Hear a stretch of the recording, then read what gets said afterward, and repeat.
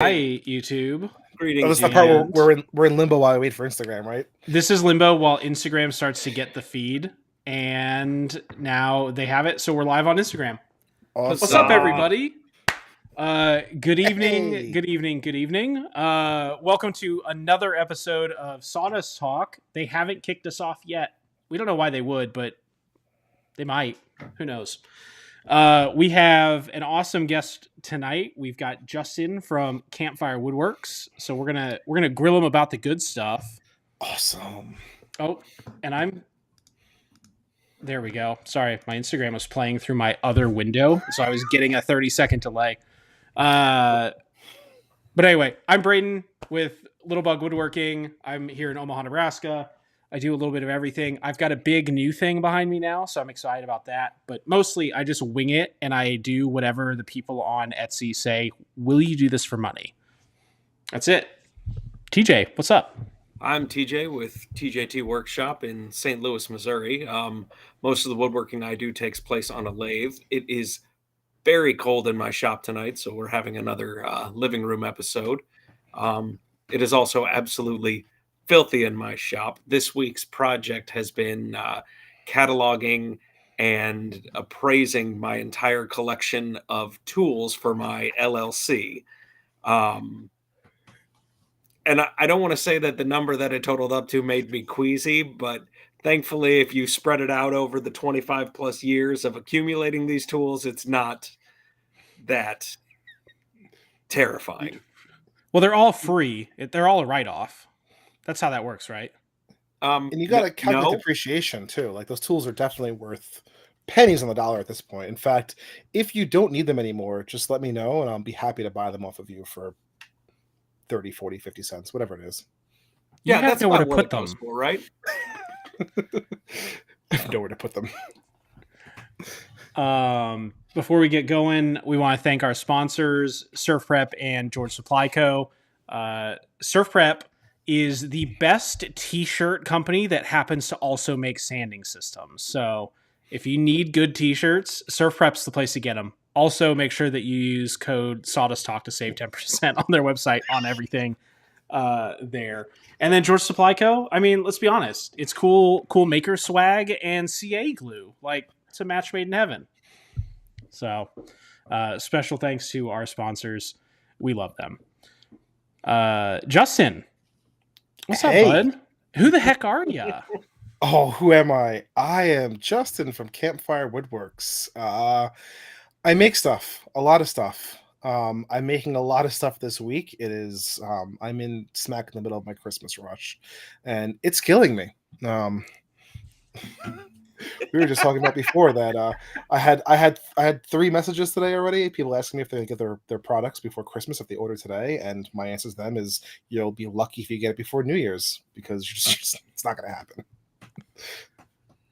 Justin, this is why I love you, because I think every other maker that we asked, hey, do you want to be on this week and next week? And they looked at the calendar and they're like, no, that's busy. No. And you were like, yes, I'll survive. Everything around me is already burning. So what's an hour of the podcast going to do? There you go. That's the holiday spirit right there. This is fine. We're fine. Everything's just fine. Yeah. I've been crying while sanding this week. It's been fine. Well, see, wet sanding. You get the dust in your eyes, it just soaks it up instantly, right? Exactly. Yeah. Well, the tiers keep the dust level down in the shop because safety tiers. Exactly. Safety tiers. Well, I hear that's what Carbon Method uses to make their nanotech. It's actually the tiers of depressed makers. Have you tried that stuff yet? I haven't. I've had it in the cart, but every time I get to like the we need your money part, I'm like, not today, Satan. Not today.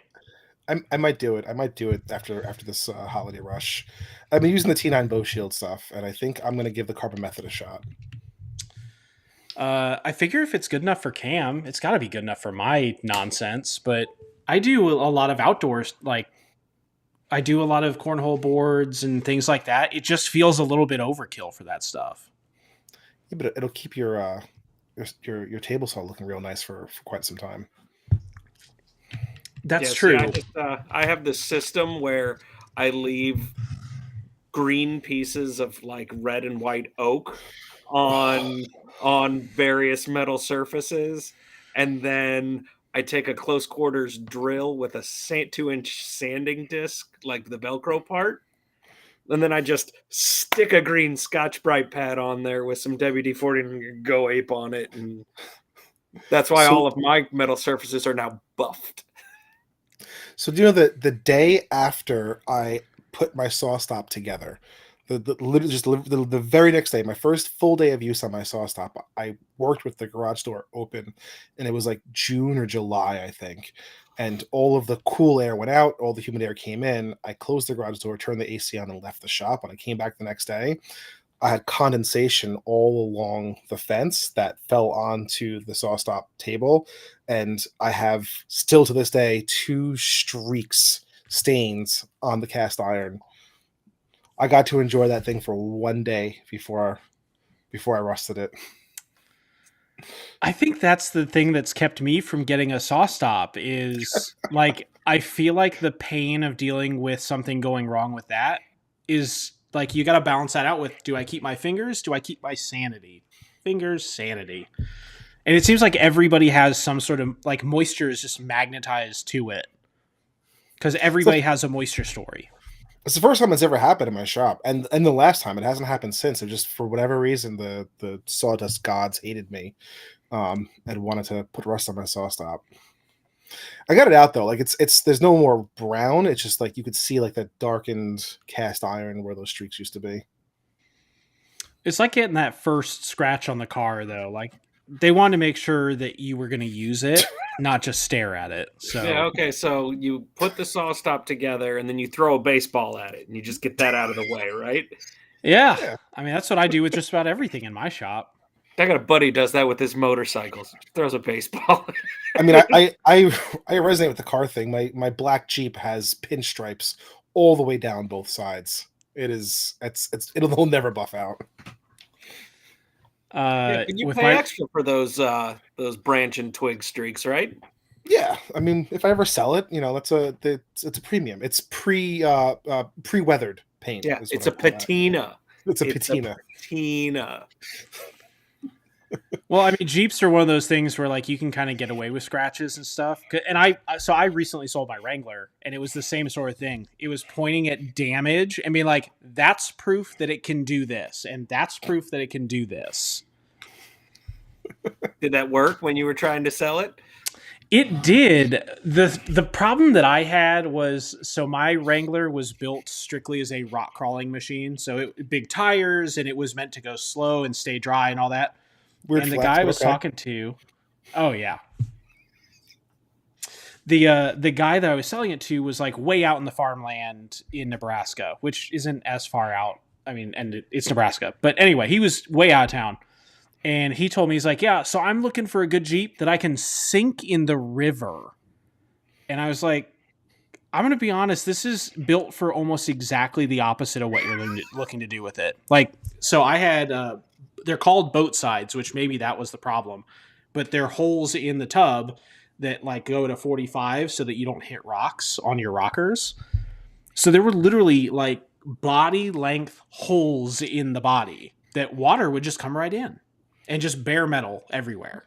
Well, that's why you have drain plugs. You just hose it down when you're done, right? I cut my rockers off. They were drain plugs. Like I took the body drain plugs off. So, but it was just funny that I built this thing for one thing, and this guy's like, "Yeah, I'm just gonna do the exact opposite." In the mountains of Omaha, both of them? No, that's kind of, so the rivers are easy to find around here. That's kind of why I ended up selling the Jeep was. I'm in Nebraska. Like, there's just not a lot of rock crawling. I've got to drive like 3.5 hours to get that. So, it wasn't until I started talking to you and Dan regularly that I found out that Nebraska doesn't have mountains. I thought it had mountains. I was convinced that Nebraska had mountains somewhere. We've got some kind of steep hills. Yeah, Both of them. Now I know them. It's like my driveway, it's at an incline. So It's like one of the only 3 states I've never been to. I've been around it, never in it. that part feels almost intentional because I-80 to go like almost anywhere you have to go on I-80. Yeah, until you get to Nebraska and then you go around it. Yeah. And the rest of the world just takes 70. Exactly. I'm going to end this. I don't feel like doing this anymore. This is not fun for me. Braden, did you get your feelings hurt because we don't like your highway? I guess just a little bit. I It's told you guys, okay. I'll come out there at some point, maybe this summer, maybe next fall. I'll be out there. Don't worry. I think that we need to just like keep willing things into existence like we did with the Makers for St. Jude project that Mike did. So I'm willing it out there now. This coming summer, 2024, we're going to do a Midwest maker meetup. At Bluewood Brewing in St. Louis, Missouri. That sounds like a lot of work for me. Is Missouri Midwest? Indeed. Okay. I mean, I love St. Louis, so yeah, let's just do it. Sorry, We'll talk Nebraska. about it. We'll talk about it. I'll wear my Mayo shirt. You can Nice. take a train, Braden. You can take a train from Omaha to St. Louis. And if you don't like trains, you obviously don't know how fun works. So, like, you know. I know how trains work. I mean, I don't know if it's still I prefer exists. to take my covered wagon. Amtrak used to have a pass. It was like a month-long sightseeing pass, and I think they wanted like $650 for it. And it allowed you to take an Amtrak train anywhere in the country, and you had like 10 departures and 10 boardings on your pass, so you could ride the train for as long as you wanted to anywhere in the country and get off and on 10 times with that pass within a month. I don't know if they still. It's somewhere on the. It used to be somewhere on the Amtrak site. You could like purchase this pass and like tour the whole country on an Amtrak train. We got a really, really nice Amtrak station right in the middle of my town. Like my little suburbial township. We've got a beautiful train station. I've been hurt by Amtrak before. My buddy and his wife and their daughter, and then my wife and me and my daughter, we were going to go from here to Chicago on Amtrak like 4 or 5 years ago. And we were going to go to see them dye the river green for St. Patrick's Day. Sure. Literally the morning we were supposed to get on the train, it got delayed and then delayed like hour and a half chunks at a time until it was like, hey, we might show up at noon to get you there. By the time it ended up actually showing up in Omaha, I had already rented a car that morning and we were almost to Chicago. Classic Amtrak. So I don't know how much I trust Amtrak. If you live in the Northeast where I am, like I'm right in the middle of like the Northeast corridor for Amtrak, so you can go from DC to Boston. The Acela Express is like it's an experience. If you're ever here and you, for whatever reason, need to go from New York to Boston or Boston to DC, take an Acela. It is like Amtrak's express train. The thing does like 180 miles an hour. It's amazing to be on. I was hoping it was going to be like flying Spirit Airlines on rails. No, Like, no. You know, doing Waffle House at 150 miles an hour. That's amazing. All the seats are these big wide leather seats. There's plenty of leg room. They recline. There's tables. There's a bar car. They serve food on the train. It's amazing. Dude, I'm totally in. I love trains. I'm kind of interested in this like Waffle House on tracks idea. I think there's an idea there. I ate at my first Waffle House ever this year. Seriously? Where was that? I'm not impressed. It's not good, right? No. I think we were in South Carolina. It might have been South Carolina that we were. But it is open. That's why we went there, because that was all that there was. Right. It's not good, but it is open. So, you know, it's like people forget about Little Caesars being both hot and ready, right? Neither one of those is good, right? They don't say that it's hot, ready, and good, but it is both hot and Never ready. thought about that. I'm going to be honest. I haven't had Little Caesars since I was maybe 11 years old. Like when my friends maybe had a birthday party at Little Caesars at some point. It was the last time I've stepped foot inside one of those places. Little Caesars just isn't that bad. I'm okay with it. Maybe it's our Little Caesars, but I like the fact that it's okay, it's hot, and it's ready. And it's ready. Like, there's Yeah, no waiting. up until 5 years ago, I've spent my entire life living in New York. Do you like? Why would I eat Little Caesars? There's a great pizzeria on every corner.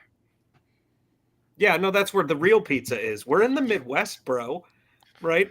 It's like if Braden was like, "Oh man, we gotta get sushi when you're in Omaha," I'm gonna be like, "Oh yeah, Omaha, the sushi capital of the Midwest." Isn't Casey's all the rage out there? Casey's is Dan's thing. I just refuse. I flat out refuse to eat pizza from a gas station. I just refuse. I don't even care if it could be really good. It's a gas station. It's a gas station convenience store that does pizza. In fact, right outside my neighborhood. It's like a Wawa. Yes. Yeah. It's much like a Wawa. Oh, I totally do that. I just can't. I can't.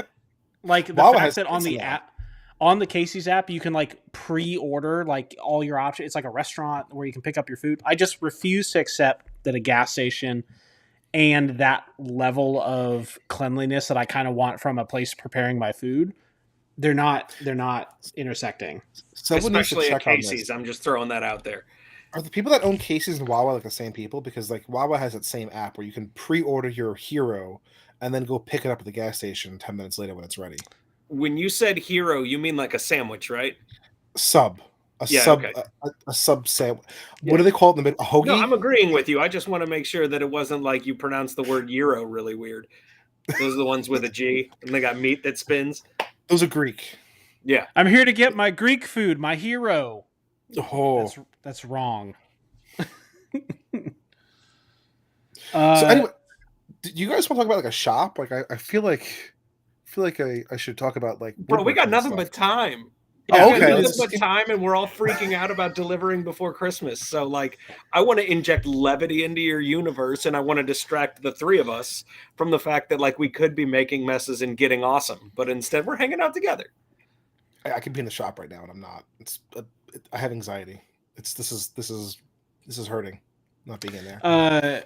All right. So Justin, I'm kidding. When you're in the shop, no intention of being in the shop right now.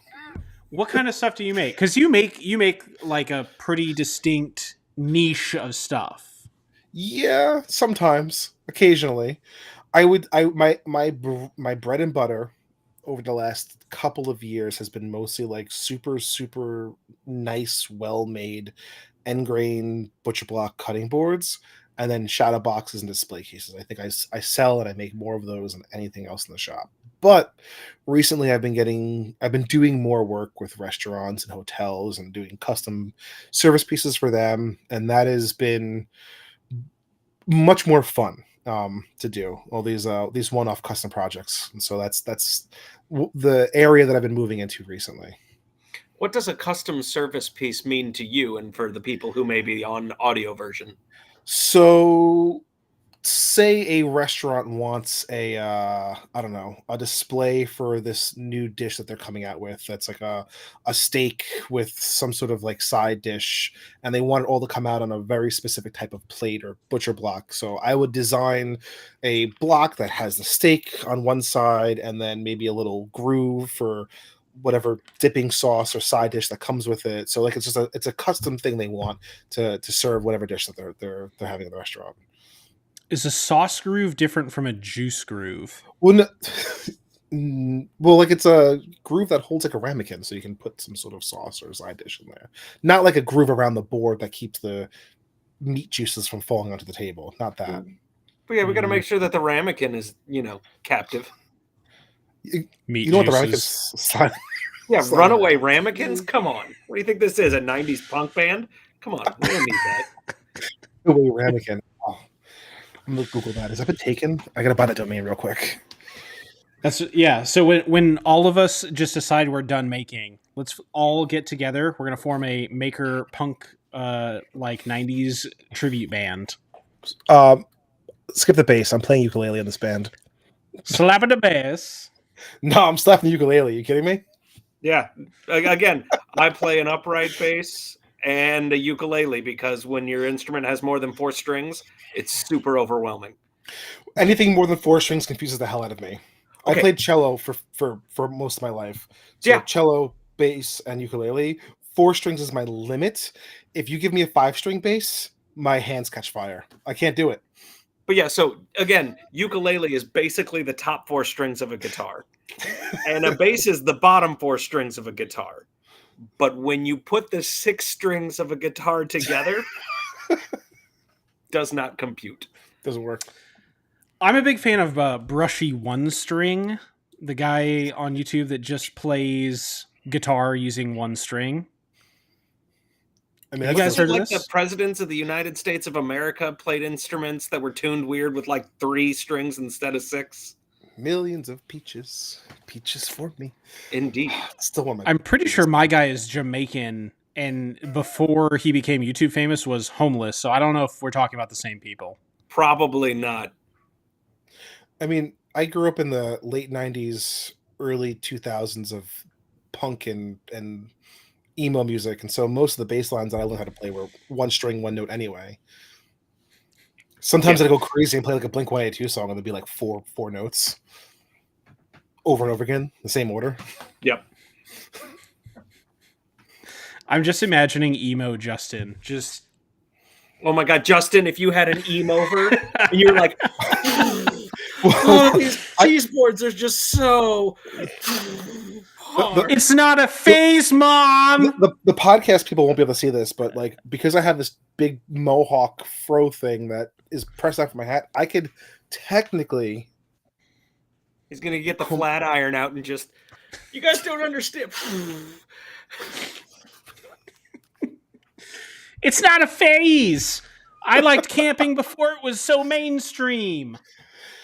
Camping's awesome. So you do a lot of camping. Like your Jeep is set up for it. I just assume the tent's on there all the time. It's on there right now. It was supposed to be off, but it'll be on there till probably Christmas break. You sell it? Yeah, well, it's gonna get sold. It will be sold next year, but right now So there's a rooftop on your vehicle. Yes, a tent that mounts to the roof of my vehicle. How fun! It's fun. Okay, when you got to hang a number 1 in the middle of the night because you're getting on 40 years old and you don't always get to sleep all the way through the night, how's that work? So there's 2 methods. It depends on. There's tons of 2 factors. So, top choice, if the side awning, because I have a big 8-foot awning that attaches the side of the Jeep. So if the awning is rolled in, and I have a clear shot, I will unzip the side of the tent and just straight out the side of the tent. As long as I clear the car, you know, I make sure there's nothing in the danger zone below that side of the car. So that's like top choice. Second choice is the 32-ounce Gatorade bottles, because they have a little bit of a wider mouth. There you go. And so like there's no risk of missing in the dark. Yeah, but you got to like wiggle your way out of a mummy bag. I'm not complaining because I'm a camping quilt kind of guy myself. So like I know I got it, but well, the tent has a mattress in it, and we bring some big fluffy blankets up there. So there's no sleeping bags up there. It's all full-size pillows, nice down blankets, a mattress. So it's a nice bed up there. So you don't have to wiggle yourself out. You keep your monocle in one of those little mesh bags because you're so classy. Is that how this works? That's exactly how that works. His monocle and his Gatorade catheter that he's using out in the middle of the woods. Classy guy. So where are some of the places that you've gone? Like, where's camping? Like, where should we go? Here's point on the map. Okay, so point on the map where the campsite touched you. It's right here. It was Delaware. It was Delaware. It just kept whispering Oklahoma to me. Are we talking like car camping, like what, like the overlanding type stuff, or like we're gonna rough it? No, we're talking like full on. Like if you're overlanding with a tent on your roof rack, that's not roughing it per se. There's nothing roughing about that. I have a full kitchen in the back. We cook pasta and steaks and all kinds of fun stuff. There's nothing roughing it about sleeping on top of your car. Like, and do you just rock a big old Coleman with a bunch of ice, or do you also have a refrigerator unit in your? No, vehicle? I do the big old Coleman with ice. Okay. I haven't. I'm not going to spend $900 on a refrigerator just to keep things a little cool. Like a good cooler, like a decent size Coleman or Igloo or any of those. Like, don't buy a Yeti. Nothing against Yeti. If you want to sponsor me, I'm more than happy to take a cooler from you. I just I just think that they're very expensive coolers, and you don't get that much more time out of the ice with them. So I say just go in Walmart, get like the $100 Igloo. 16 pounds of ice will last you 2-3 days as long as you not keep constantly opening it or leaving the cooler out in the sun or anything. Like it's fine. And then every But I time you stop for really need my juice every, boxes every 15 minutes. every time you stop for gas, you just buy a bag of ice for $2 at the gas station. Throw the ice in there, and you're good to go. Listen, not all of us have that like high end butcher block cutting board money. We can just be buying water to just throw it away. But the best place to Moab, Utah, I hands down. concur. Like there's very that or maybe Badlands, like South Dakota. Like those are two top places. Yeah, You mean Moab, North Nebraska? Buda, Arches National Park. That area is just Yeah, Arches, Red awesome. Rocks, all that stuff out there is just beautiful. We actually accidentally went into Arches on a trip a couple years ago. We Like were you tripped and fell, and we're in the middle of a we 15-minute were drive through a national park. we were where were we before that? I think we were at the Grand Canyon before that. We were driving up into Moab, and we got to like Moab, like the town of Moab, hung out for a little bit, got a coffee, and then we're like, all right, let's go find a desert trail to get on, just start driving. We found this trail out in the middle of the desert. We just started driving, and we're like, all right, like it's getting late, let's find a place to pull up and camp. And we found a place to camp. And that night, like as the sun was going down, I put the drone up. I was just flying the drone around in circles, like around the campsite, kind of just like scouting the area and seeing where the trail went. And I kept seeing Jeeps like way, way out in the distance, like just going down this trail and disappearing, over the horizon. Couldn't figure out where they were going. And I'm like, you know what? Tomorrow morning, let's go in that direction. Let's see. I've seen at least 6 cars going out there. There's got to be something out there. So we hop on this trail. We must have driven probably 15, 20 miles to the desert. And all of a sudden, there's a sign that says like "Welcome to Arches National Park," and you pop onto like the main road that goes through Arches. Like you pop onto this like little highway, and like you're in Arches. Like you've bypassed the main gate, and you're just there. We're like, oh, well, I guess we're gonna check out National Park today then. It's not the worst place to spend a couple of hours, though, man. It's gorgeous. No, it was fun. We went for a short little hike, and then we left through the main gate, and then I did a U-turn and went back to the main gate so I could get the map and use my like national park pass, and then I turned around and left again. Okay. I did this the right way. I was here. Yeah. I am absolutely horrified of the amount of woodworking that I have to do this weekend. And I have to make flat things too, about which I'm not super enthused. Ew. Like, what kind of flat things? I have He's to a make lathe a board guy. out of a suboptimal species of wood. Oh, but you're a mental. lathe guy. He's a weird lathe guy. Nothing Yeah. wrong with lathes. It just seems messy. It is. It's incredibly messy. I don't know. What I have about a lathe. okay? I've never turned it on before. What if we take your big pokey lathe tools and we like put a suction like for a dust collector?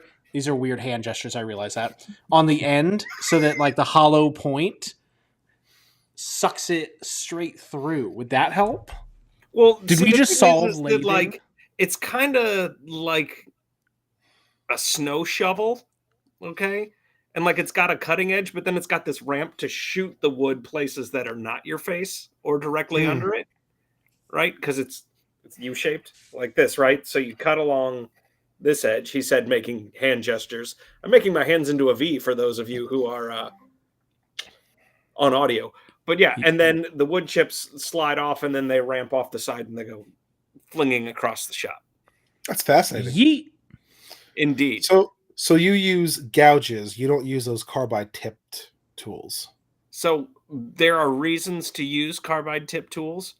I like gouges. I think the finish that you get on them is a little bit better. And sanding on a lathe compared to sanding flat work is like not that big of a deal. You just like hold paper on it and it spins against it. It's not that bad. Well, I mean, if you're using surf prep sanding gear, then I think sanding on a flat surface would be fantastic. Am I right, I surf prep? concur. In fact, my 4x3 works even on my rounded vessels. Hannah, we love you. We love your sanders. And I want to know what the words are to the song that it plays when you first turn it on. I actually need to buy. I think maybe this year I'll end up buying the was it 3x4? Yep. Yeah, the small one. I'm gonna pick one of those up because I've been using the surf prep, like the squishy pads, on my other one brand, and they don't fit the same. So I'm anal and I want like the nice fit of the surf prep 3x5 with the nice fit of the surf prep 3x5 sander. So I am biased because Sawdust Talk is sponsored by Surf Prep. So take this with a grain of salt. But I truly thought that a wiggle sander is a wiggle sander. I mean, like, like turn it on and it's a vibratory sander. It's not that big of a deal, right? How fancy can it get? Oh, was I wrong? Was I wrong?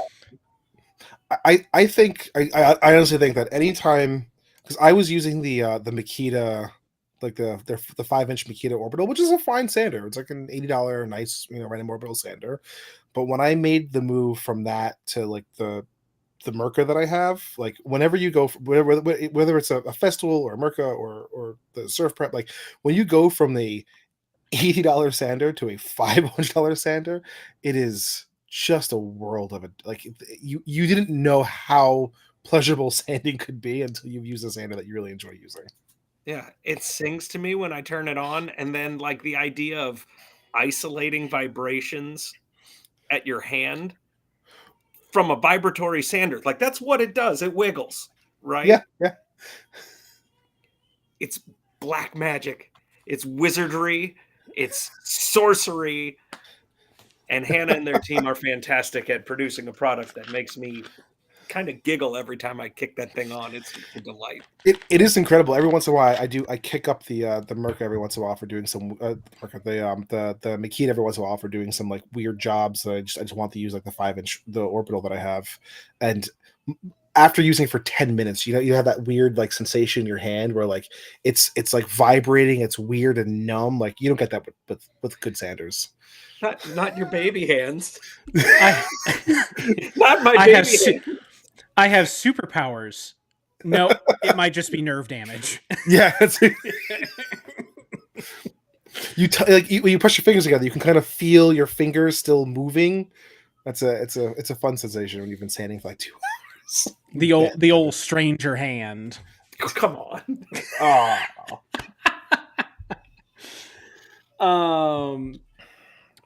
So I want to talk before we just spiral off into this being a whole hour about camping and then surf prep ad.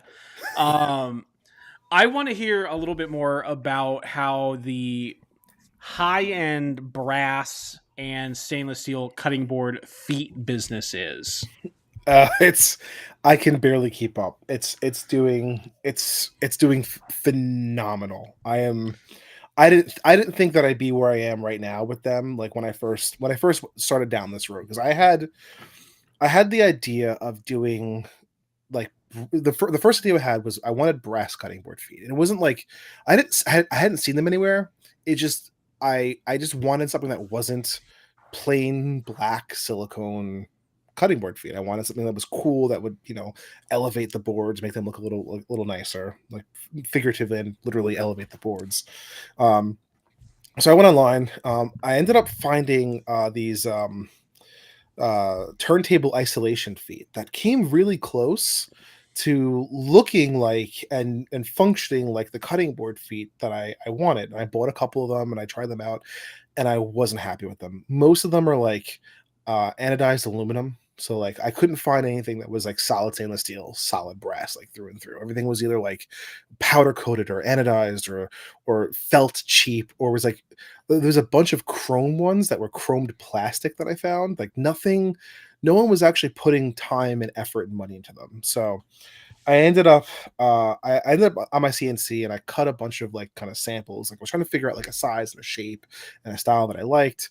Made a bunch of samples, went back and refined the design over and over and over again until I was happy with it. Then I found a manufacturer that would like do some sampling for me. So I went back and forth. This is a year after this initial idea. I finally like was like, all right, let me reach out to a manufacturer and see if I can get these things made, because I don't have a CNC metal lathe in my shop where I'm cutting 6,000 feet a month. Like that's that you go to a third party for that kind of stuff. And so I found a manufacturer that we did some sampling back and forth, and that cost a ridiculous amount of money and another 6 months to get like a sample that I really liked, that I really like I was happy with. Um, so after that sample, I did like the first initial run of like 400. They sold out in a couple of weeks, I think. I did 400. So I ordered more, and then I did another. I was like, "Oh, can you do these in stainless steel as well as brass?" And so we did stainless steel and brass, and then those sold out. And so I ordered more, and then I was like, "Okay, we do a different size." And so I did a design for my original ones were 1.5, and then the design for a 1 inch one. So I did design for a 1 inch one. And those kind of sold out pretty fast. And so like from that point forward, like every time I order another production run of them, I'm selling out of them faster and faster and faster. And so like I've never actually been able to keep them in stock for more than maybe 6 weeks at a time. They just keep turning over. It's been I'm still not technically break even with my initial investment to this whole thing, but I'm getting there. I'm getting there. Well, and the nice thing is, according to Paul from 1116, you can get a half price knockoff on his website right now, and they're available, so you don't have to wait like with the good stuff. Yeah, yeah. No, yeah. I mean, these cutting board feet they're like almost an instantly accepted upgrade on like nice kitchen products like cutting boards. I remember the first customer that I showed them to, I was like, "Hey, I have these." I literally just showed them to her in the bag because I had just gotten them and I didn't know what to put them on. Yeah. I was like, "Hey, what do you think? Like, do you want something like this?" And she's like, "I don't care what it costs, just put them on." Yeah. That's awesome. That's awesome. So yeah, I mean they're 385 architectural brass, so they're solid brass. The stainless steel ones are 304 stainless steel, so they won't ever corrode. They probably won't scratch very easily. Like they are they're heavy. they cost me a fortune to ship. So I'm glad I was able to finally get something to market that I wanted. Like I designed them for me. Like I designed them and I wanted them for me and for my products. And it just happens that other people like them and they're buying them, and I'm happy that they are. So I'm gonna keep going. I have a couple other designs of them. Like I want there's a couple of other sizes and some other modifications I want to make, and kind of have a few other variations of those, and then I think I'll be done with this product line. I'll keep selling them as they are, but there's a couple things I want to change on them. And now that Braden has his fancy laser behind him, you can start putting love notes into the side of the brass. Is that what's up next? You got to scuff it up a little, and then you're gonna put your maker mark into the brass on the feet. I don't think you have to scuff it. Do you have to scuff it up before? I don't even know if a CO2 laser will carve brass. Will it? Yeah. Want to try it? Oh yeah, you just got that thing. Let's try it. I just got it set up. Like it just fired for the first time this last Monday, and let me tell you. Oh yeah, I know. The coolest thing. I saw the message of you just absolutely destroying a piece of wood. Oh yeah, several pieces were just demolished. Braden, how's the laser testing go? I don't know. I hit play and this is what happened. Well, so I'm so used to I've told the story a couple of times, so sorry for everybody that's heard it, but I'm so used to using like my 1.6 watt diode Amazon laser that you just crank it up to 100% and you just slow it down as much as you can and hope it works out. That like I put this thing to like 50% and it was like, oh, I'm going to shoot directly through whatever you're putting on here. I have the 7-watt JTech that goes in the Onefinity, and I don't think I've ever not ran that thing at 100%. And even then, it's like 4 passes to get through a 16-inch balsa wood. Yeah, the CO2 is on like just a different level. Like it's terrifying. If I wasn't just so wide-eyed with how cool it was all the time, I should be terrified of how dangerous some of the stuff in here is. But I've got it just figured out enough that I'm actually cutting stuff without just destroying it. But here, this is my one of my first test passes. So you've got to run like a little thing where it like changes power and speed, and it's supposed to have. I don't think you're supposed to have holes. Yeah, it just like plowed through everything at all speeds. Wait, so you didn't even cut the squares out. You basically just eviscerated the wood that belongs in those squares. Yeah, it just like, and this is kind of the fun part. Like my dad was here because he helped me lift it up, and we were like watching it do it. I'm like, okay, we've got to figure out these settings because it's not cutting the wood. It is erasing it from existence. Like, just it's gone. It's like Superman or like Cyclops in the cartoons. Honestly, that's like one of the things that it's just the maker community in general that kind of like inspires me. Like you're starting this journey into like having a laser, and I just I have the bamboo X1C behind me, and like I'm starting my journey into 3D printing, and like everyone like the more I spend time with other makers and in these like all these chat groups and these Instagram groups and stuff, the more I'm inspired to kind of take on more and more of these like weird niche skills I never thought like I'd ever like.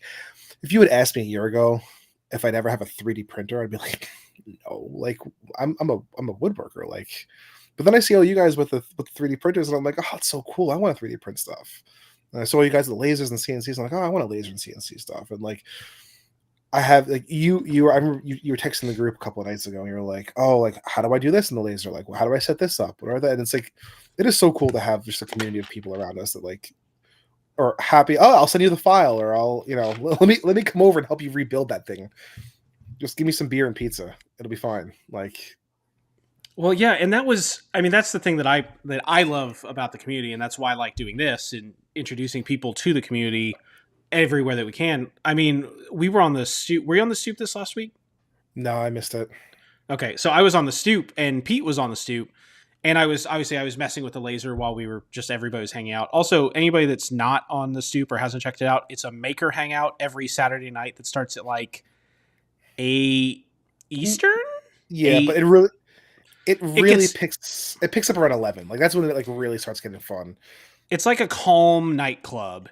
It starts late, but we just hang out. A lot of us, we just chat about whatever. I've been on there till it pittered out at like 3:00 in the morning a few times. So it goes late. That's the real danger is like, you just look and the time is like gone. And there's West Coast people on there, like Kamani will hop on, people like that. And it's early for them. And you're like 3 hours behind them, so it's like 4 a.m. sometimes, which is not great, but yeah, digress. But yeah, so I was hanging on the stoop, and I was talking about how like I'm just obliterating material, and I can't figure out what's wrong. And Pete just like FaceTimes me. He's like, "All right, let's do this so everybody doesn't like call you an idiot. Let's figure out why this is doing this, so we can fix it." And then we figured out what it was, and we learned something new about diode lasers, like cross-hatching, that works really well with diode lasers, that does not in any way work with CO2 lasers, because these things actually can just cut shit. Yeah. So. No, it was great. I got this thing, was it beginning of October sometime? And between Patrick and Pete and Dave, 3D DIY Dave, you guys had me up and running in like 15 minutes, and I was printing. I took out the box, and I think within 15 minutes of plugging it in, I was doing my first print, and then I was designing and printing my own stuff within maybe an hour after that. Like it was awesome. Yeah, because you're like designing stuff. Yeah, I mean, I give a little credit to the fact that like, it's like it is plug and play for the most part. Is this one of them fancy bamboos back there over your shoulder? Yeah, it's the fancy bamboo. So that's where your other monocle is? You made a little 3D printed monocle holder for the side of your bamboo? I did. And where do you hang your top hat, Mr. Monopoly Money? Like, Right next to the diving board before I dive into my vault of gold coins. oh, that's good.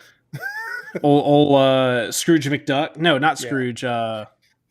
Is it Scrooge McDuck? Or is Indeed. Scrooge from? Yeah. Okay. Uncle Scrooge from DuckTales and his money DuckTales. bin. Yeah. Oh woo.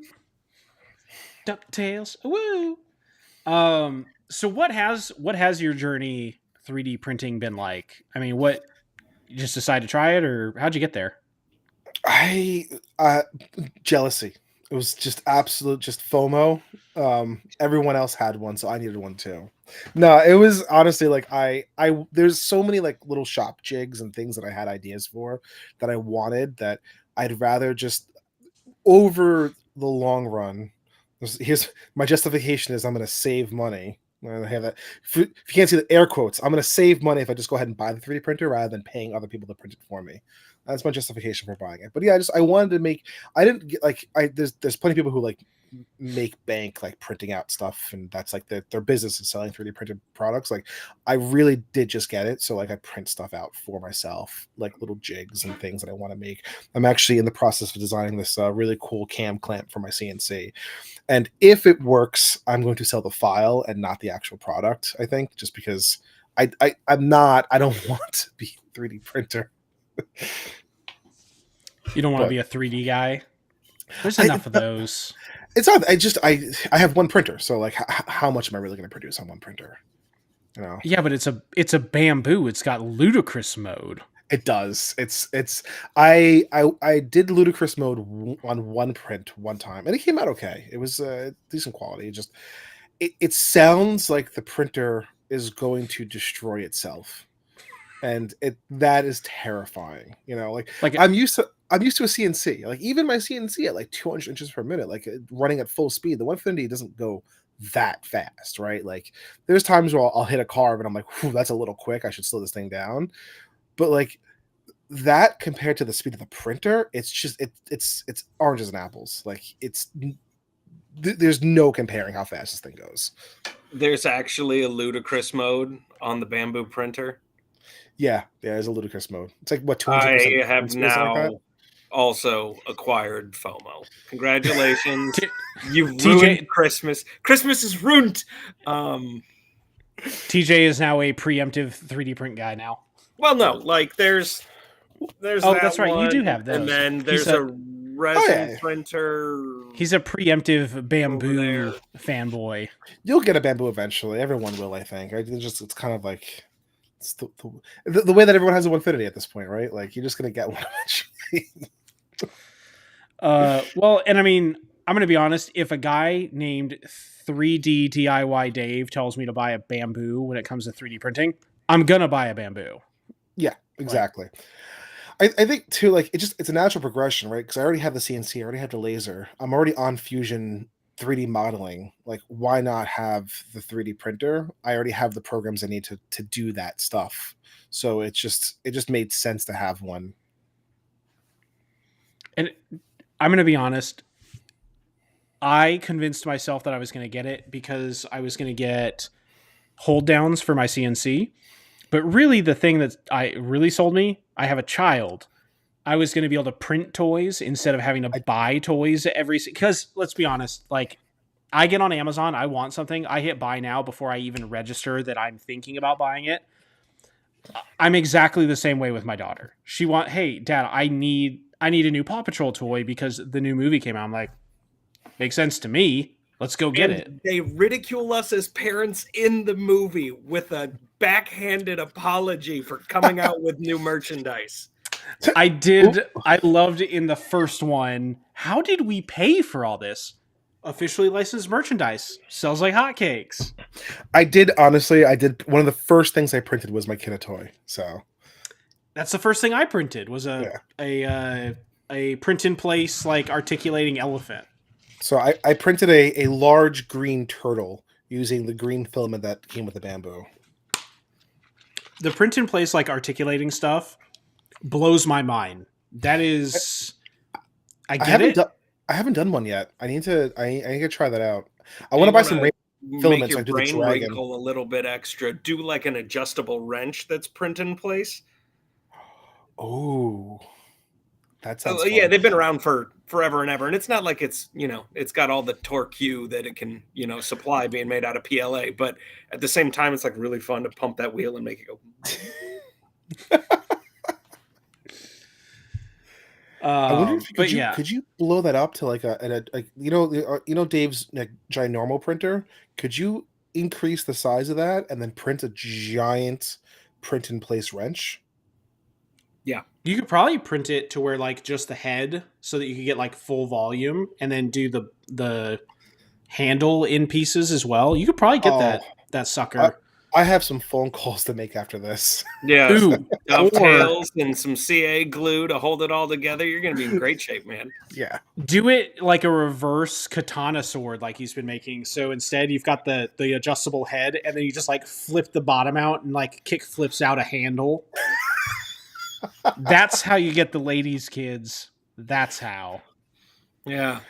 No, I'm pretty sure that every woman's diary has a nightly entry that says something along the lines of, when he pulled his samurai sword off of the 3D printer and extended it, I knew he was the one for me. That's bound to get me at least tens of likes on Instagram. Yes. There's Yeah, but dozens see- of us. Dozens of us. Never nude. I'm afraid that I've blew myself. That's my favorite Arrested Development quote. I was but no. just talking to my wife about Arrested Development actually. Okay, She here's our topic. Arrested Development. So there's 6 seasons, right? 6? Yeah. Okay, 6. first 5 good in like that kind of like awkward humor sort of way that it's Arrested Development. Good. Yeah. Was the 6th season just kind of awful? I don't remember much from the 60s. I feel like I didn't like it, which is why I didn't really watch it as often. I think I got like 3 episodes in. I was like, Netflix you're trying to just convince me to watch this because it's Arrested Development. It's like the last season of Scrubs. Yeah, you know what it is? I think I honestly believe that Arrested Development as a show was kind of ahead of its time and pace for what it was. Like that type of like weird mockumentary humor sitcom. It was the first one that I remember ever having that style, and I think it was too far ahead for what it was. Because now there's like Modern Family and The Office, like all this stuff came out, and everyone loves it, and Arrested Development kind of just disappeared. Was Arrested Development, that was like early thousands, right? That was like that was definitely like maybe 2005. I don't know. Someone Google it. I remember watching it in college, but I don't remember if I was watching it in high school. 2003. So it came out when I was still in high school. Wow. Okay. So 2003, that's like right around the time like the weird drug-addled Quiznos sub those commercials were still on TV. Yeah, with the weird hamsters. Like that's the world we were living in. It was a wild west of content. So yeah, you're right. It might have been ahead of its time. Yeah, I think so. I like the moon. No, my favorite episode is the Hermano episode. That's a really good one. Have you seen Hermano? Oh, what is this, Hermano? I think that's absolutely my favorite episode ever. All right, so Justin, what do you kind of see in, like, we're getting close to the new year? What do you see for yourself as a maker? What do you see for your shop, your business? Ooh. What do you see happening next year? What are kind of like your goals? So, okay, now humble brag, right? I feel like I have everything in my shop at this point that I think I want for the most part, right? Like what I started Campfire Woodworks in 2018. Yeah, 2018 I started, right? So I was buying my entire shop for the first year and a half, 2 years was used tools. Like I was on Facebook Marketplace every night, just like browsing. Oh, nice. Those who can't see, there's now a new Chiron on the bottom of the screen that says Justin equals big deal, which, yes, I am sort of a big deal. Somebody Anyway, mailed Justin $1 for using the word Chiron correctly. Man, only a big deal kind of guy would use a $30 word like that. it's like that's my ultimate Scrabble word. Anyway, the first like 2 years it was all used tools, right? Like I was on Facebook Marketplace and in Craigslist, everything was used, everything was old, and like little by little, like I made stuff, I sold it, I made money, I bought bigger and better tools, and now like I have the Sawdust and the Dust Collection and the CNC, and also I have a 27 by 14 shop, so there's only so many tools I can buy and I can fit in that space, right? It's not a lot of space, so I'm out of space where I could buy bigger tools, and the only thing left I think that I really want is I want a Nova drill press, but somebody mentioned that another company might be coming out with a competitor for the Nova drill press. So I'm going to hold out in 2014 and see if this is true, and I might buy that competitor. And then a Laguna edge sander. That's it. Those are the last two tools that I actually want in my shop that I've made. I specifically have made room for so that they're going to go, and I have it planned out.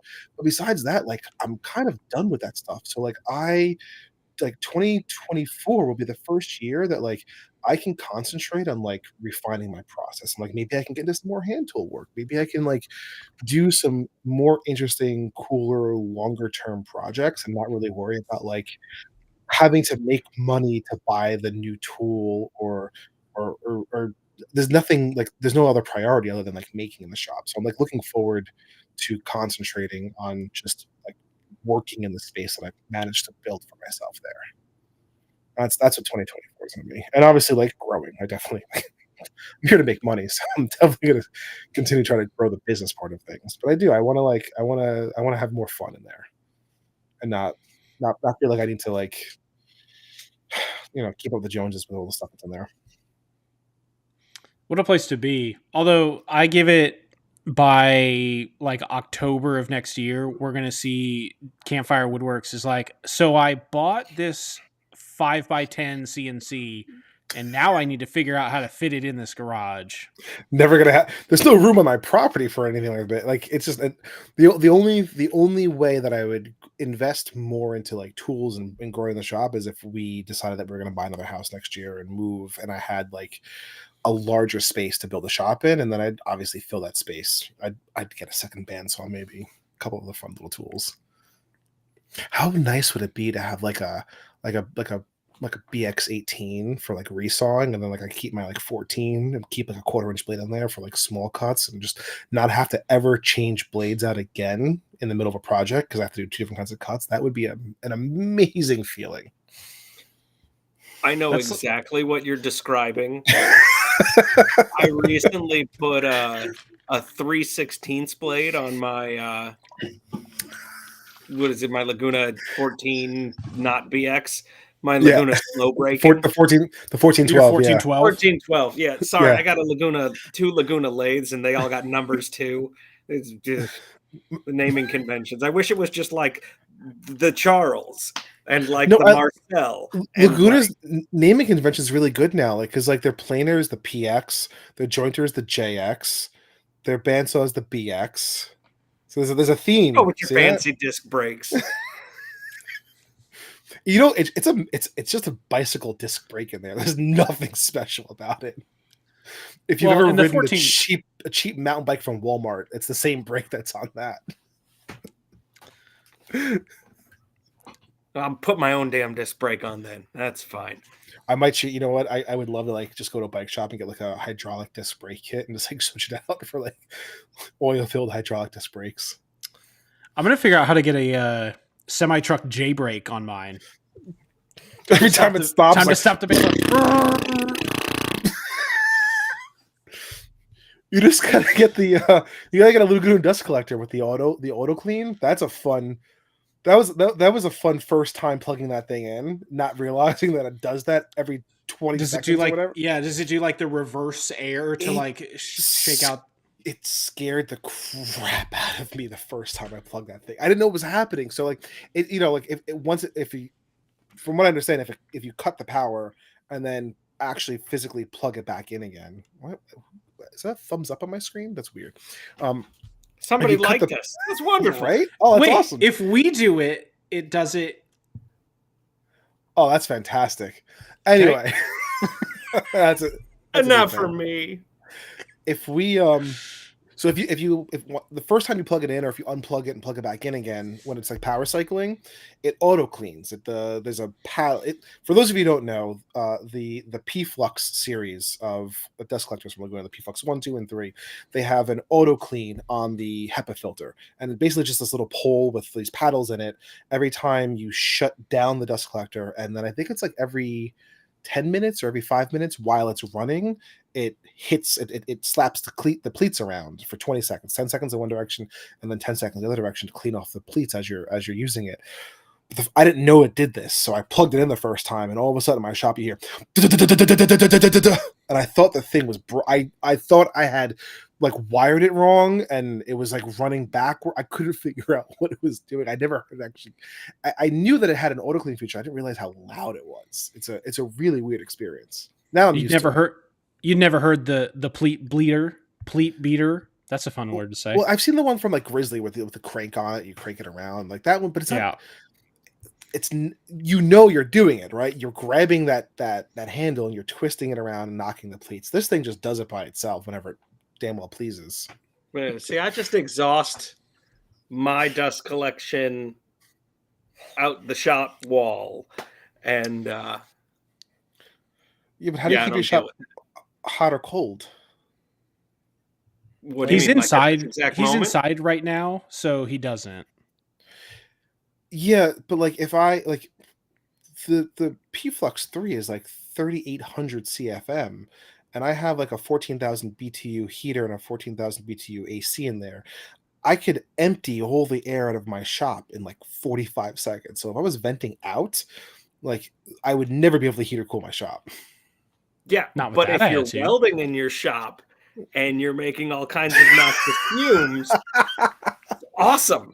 Automatic fume extractor. I see. Yeah, no, you put one of the big gulp things that you're supposed to put behind like a miter saw that like doesn't really work that great.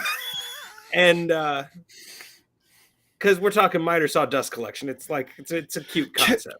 Can I say I love my Capex, but I am so disappointed in the dust collection of that thing. I was under the impression that it would solve all of my problems, world hunger and there'd be no more wars, and really there's just still dust everywhere when I use that thing. It hasn't really changed the amount of just crap flying everywhere when I'm doing crosscuts. What that means is it has in fact solved all of your problems, but you need to come to terms with the fact that sawdust coming out of your miter saw is not really a problem, it's a feature. See, the secret is to realize there is no spoon. Do not tramp in the spoon. That is impossible. Yeah. Instead, only try and realize the truth. What truth? There is no spoon. And then you will see. It's not the spoon that bends. There's only yourself. Do you want the red OhmTech or the blue OhmTech?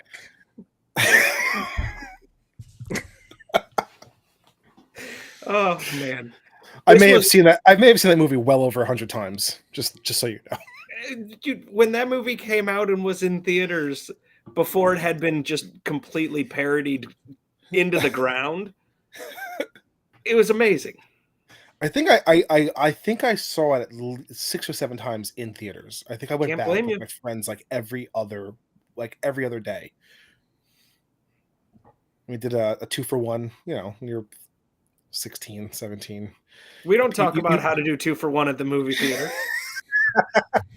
We don't have to talk about that was back when there was like community movie theaters, like the small town theaters that like they knew that you were in there all day. No one really gave a crap. They knew you were like 14, couldn't afford 2 tickets, and they were like, well, the place is empty anyway, so at least they're buying popcorn, right? Yeah. As long as we keep all these 14-year-old boys off the pipe and the pole, they might as well be here. I was a BMX kid. We were just a bunch of weirdos. Wow. So Justin Bailey, everybody, avid camper, former emo BMXer. That password in the original Metroid. That about sums it up. Never played Metroid actually. I was more of a Unreal Tournament kind of guy. Yeah, bro, your name is the password in the I first know, Metroid. I know. It's she's like the 4,000th person to tell me that. Doesn't change the fact that it's true, and it makes you slightly more awesome. I mean, yes. Well, like you said before, Justin Bailey equals big deal. That's.